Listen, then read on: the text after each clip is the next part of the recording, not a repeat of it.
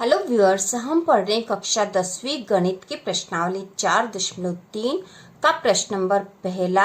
यदि निम्नलिखित द्विघात समीकरणों के मूलों का अस्तित्व हो तो इन्हें पूर्ण वर्ग बनाने की विधि द्वारा ज्ञात कीजिए।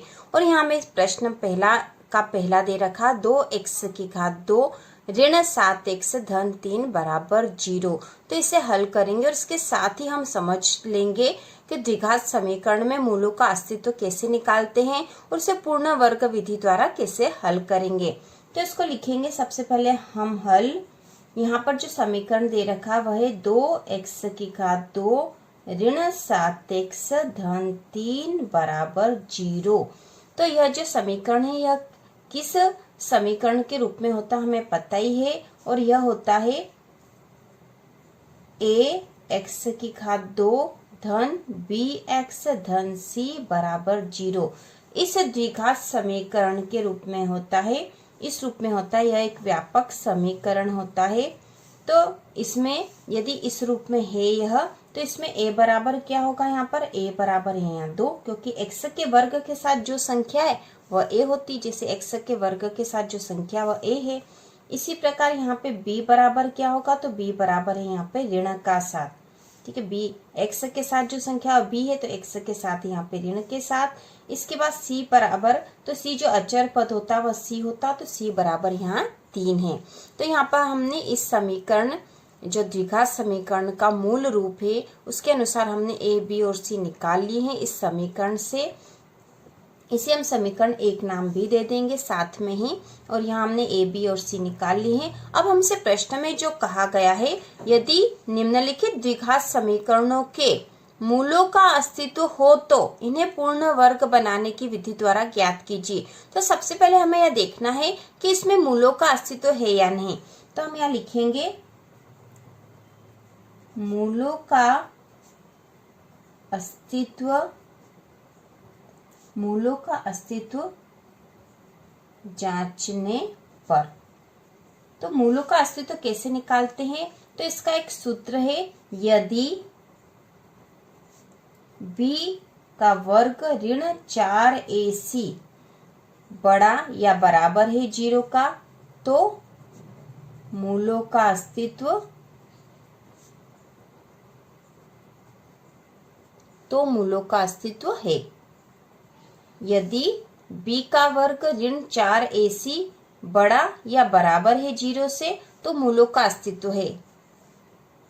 यदि b का वर्ग ऋण 4ac छोटा है 0 से, तो मूलों का अस्तित्व, तो मूलों का अस्तित्व नहीं होगा। ठीक है, तो मूलों का अस्तित्व नहीं होगा। तो हमें यहाँ पर निकालना पड़ेगा कि b का वर्ग ऋण 4ac का मान क्या है। तो हम यहाँ लिखेंगे b वर्ग ऋण 4ac का मान निकालने पर। तो यहाँ पे b का मान क्या है, हमने यहाँ लिखा है b बराबर है ऋण का 7। तो हम b का मान यहाँ लिख देंगे ऋण 7 का वर्ग ऋण 4, a का मान हमने निकाला है 2।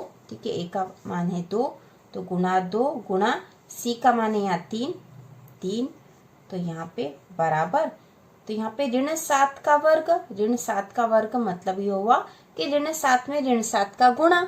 तो ऋण 7 में जब ऋण 7 का गुणा करेंगे तो ऋण में ऋण का गुणा होगा तो धन हो जाएगा, और 7 में 7 का गुणा करेंगे तो 7 7 49 ऋण, और इन तीनों संख्याओं का गुणा हो जाएगा क्योंकि गुणा में है। 4 दूना 8, 8 तिया 24, तो यहाँ हो जाएगा 24। 49 में से 24 घटाएंगे तो 9 में से 4 घटाएंगे तो बचेंगे 5, 4 में से 2 घटाएंगे तो बचेंगे 2। तो इस प्रकार यहाँ पे b का वर्ग ऋण 4ac का मान आया 25, और यह 0 से बड़ा है, अतः मूलों का अस्तित्व है, मूलों का अस्तित्व है। तो यदि किसी भी प्रश्न में यह पूछा जाए कि इस समीकरण में मूलों का अस्तित्व है या नहीं, तो उसके लिए यह विधि है, हम मूलों का अस्तित्व निकाल सकते हैं। यदि b का वर्ग ऋण 4ac बड़ा या बराबर है 0 से तो मूलों का अस्तित्व है, क्योंकि ऐसी स्थिति में इसका मान धनात्मक आता है। और यदि b का वर्ग ऋण 4a से छोटा है 0 से तो मूलों का अस्तित्व नहीं होगा, क्योंकि ऐसी स्थिति में इसका मान ऋणात्मक आता है और ऋणात्मक मान में मूलों का अस्तित्व नहीं होता है। और इस प्रकार से हम मूलों का अस्तित्व है या नहीं निकाल सकते हैं। इसके बाद हमें प्रश्न में कहा गया है कि मूलों का अस्तित्व हो तो इन्हें पूर्ण वर्ग बनाने की विधि द्वारा ज्ञात कीजिए। तो अब हम इसे पूर्ण वर्ग बनाने की विधि द्वारा ज्ञात करेंगे। हम लिखेंगे पूर्ण वर्ग बनाने की विधि से हल करने पर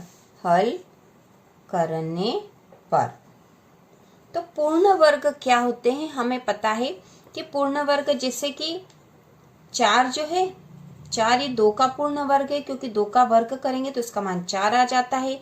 उसी प्रकार 3 का वर्ग करेंगे तो इसका मान आ जाएगा 9, और इसके पहले यदि 1 का वर्ग करेंगे तो 1 मान आता है। तो 1, 2 का वर्ग होता 4, 3 का वर्ग होता 9, उसी प्रकार 4 का वर्ग होता 16। तो ये सारे जो है पूर्ण वर्ग हैं, ये जो है पूर्ण वर्ग होंगे। लेकिन हमें जो समीकरण दे रखी है तो समीकरण हमारी है 2x की घात 2 ऋण 7x धन 3 बराबर 0।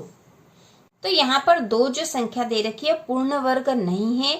ऐसी स्थिति में हम 2 का भाग लगाएंगे इस पूरे बहुपद में। तो हम यहाँ लिखेंगे 2 का भाग बहुपद मतलब यह जो समीकरण दे रखी है में लगाने पर। तो प्रत्येक संख्या में 2 का भाग लगेगा। तो सबसे पहले यहाँ पे देखो 2x की घात 2 है, इसमें 2 का भाग ऋण 7x बटा 2, क्योंकि यहाँ पे भी 2 का भाग धन 3 बटा 2 बराबर 0। इसे हल कर लेंगे हम। तो यहाँ 2 से 2 कट जाएगा और यहाँ पे ये ऐसे ही रहेंगे। तो यहाँ हो जाएगा x की घात 2 ऋण 7 बटा 2x धन 3 बटा 2 बराबर 0। तो यहाँ पर एक नया पद आ गया हमारे सामने, और यहाँ जो ये पद है हम इसे इस रूप में हल करेंगे कि यह जो समीकरण होती है a धन b की घात 2 बराबर होता है a की घात 2 धन 2ab धन b की घात 2। इस रूप में हमें इसको लाना है।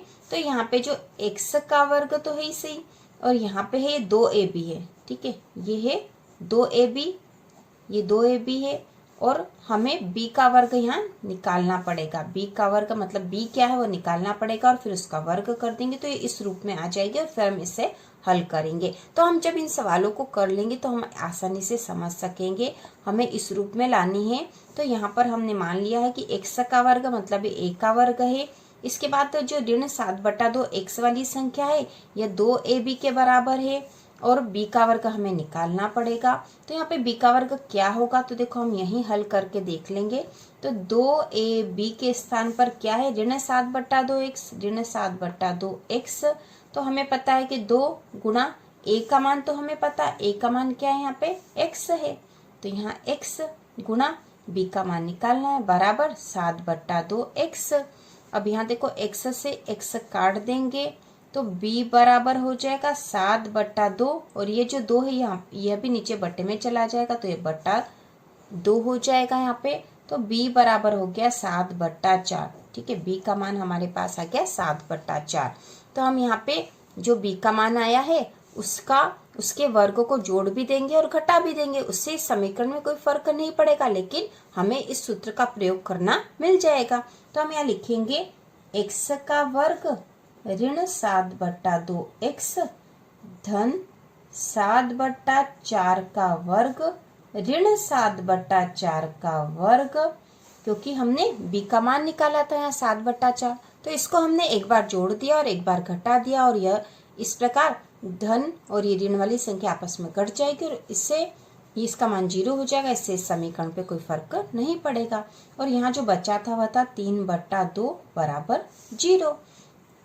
अब हमने तो इसको किस समीकरण के रूप में रखा था, a का वर्ग धन 2ab धन b का वर्ग, और b नहीं था तो हमने मान निकाल के और b का वर्ग भी कर दिया है। अब यहाँ पे आगे ऋण वाली संख्या है, ठीक है, आगे ऋण वाली संख्या है तो यहाँ पे सूत्र लगेगा a ऋण b का वर्ग, ठीक है, a ऋण b का वर्ग, तो a का वर्ग ऋण 2ab धन b का वर्ग हो जाएगा यहाँ पर।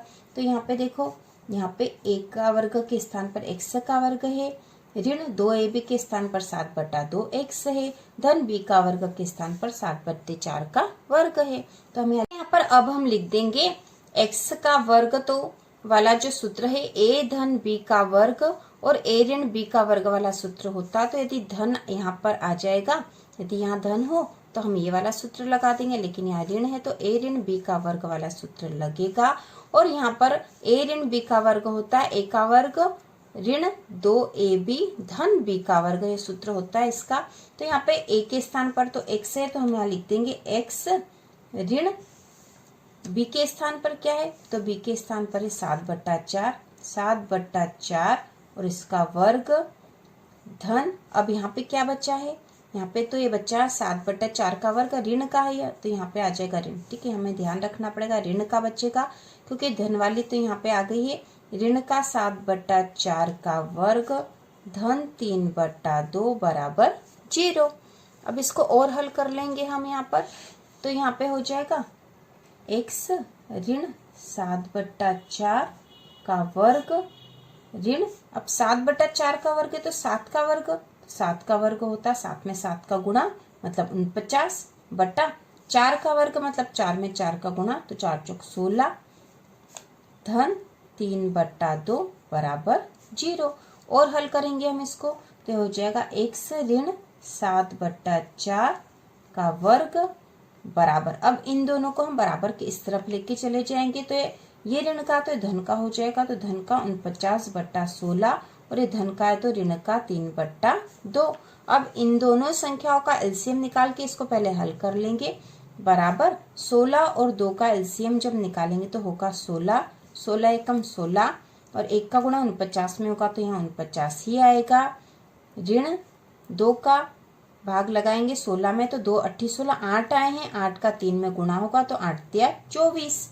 अब यहाँ पे इधर वाली संख्या तो यही रहेगी x ऋण 7/4 और इसका वर्ग, इसको और हल कर लेंगे तो यहाँ है x ऋण 7/4 का वर्ग बराबर 49 में से 24 घटा देंगे तो 9 में से 4 कम हुए तो बचे 5, 4 में से 2 कम हुए तो बचे 2/16।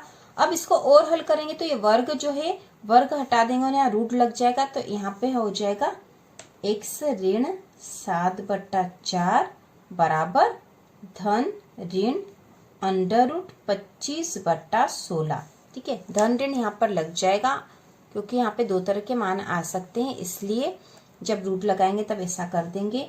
तो यहाँ पे x ऋण 7/4 बराबर धन ऋण, अब 25 जो है 25 का जब रूट हटेगा तो यहाँ 5 आ जाएगा बटा 16 का रूट हटा तो आया है 4, तो धन ऋण 5/4। तो अब ये जो ऋण 7/4 है हम इसको बराबर के इधर ले जाएंगे तो यह हो जाएगा धन का, तो एक बार धन और एक बार ऋण होगा यहाँ पे, तो x बराबर एक बार धन से कर लेंगे तो 5/4 धन के हैं, ये ऋण 7/4 बराबर के इधर आया तो ये धन का 7/4 हो गया। अब यहाँ पे हो जाएगा x बराबर, क्योंकि नीचे हर वाली संख्या बराबर है तो अंश ऊपर से जुड़ जाएंगे, तो दोनों का बटे में 4 है और 7 5 12 हो जाएगा, 4 एकम 4, 4 तिया 12, तो x बराबर 3 मान आ गया, ठीक है, x का मान आ गया हमारे पास 3, x का मान आ गया है 3। इसी प्रकार एक बार हम घटाव भी करेंगे इसी में, तो x बराबर, ठीक है, x बराबर हमने यहाँ पे 5/4 धन ऋण का था तो एक बार धन ले लिया, अब इसको ऋण लेंगे एक बार, तो x बराबर ऋण का 5/4 और ये ऋण 7/4 बराबर के उधर गया तो हो गया धन का 7/4, तो ये हो जाएगा x बराबर, अब नीचे के तो हर समान है तो यहाँ पे 4 ही आ जाएगा, इसको हमें एलसीएम लेने की आवश्यकता नहीं है, और यहाँ 7 में से ऋण के 5 घट जाएंगे तो बचेंगे 2, तो x बराबर 2 एकम 2, 2 दूनी 4, तो x बराबर आ गया 1/2, तो x का मान आ गया है 3 और 1/2 और यही इसका उत्तर है। यहाँ पर एक बार तो हम धन चिन्ह लेकर हल करेंगे इस संख्या को और एक बार ऋण चिन्ह लेकर हल करेंगे। तो इससे हमारे x के मान आ जाएंगे और हमारा आंसर भी आ जाएगा। बहुत ही आसान है, बस हमें थोड़ा सा ध्यान रखना है और यह पूरे सवाल आसानी से हल हो जाएगा। तो हम यहाँ आंसर लिख देंगे। आंसर x बराबर 3 और 1/2। तो ये 2 मूल आ गए हमारे। तो इसी प्रकार के और वीडियो देखने के लिए चैनल को सब्सक्राइब कीजिए।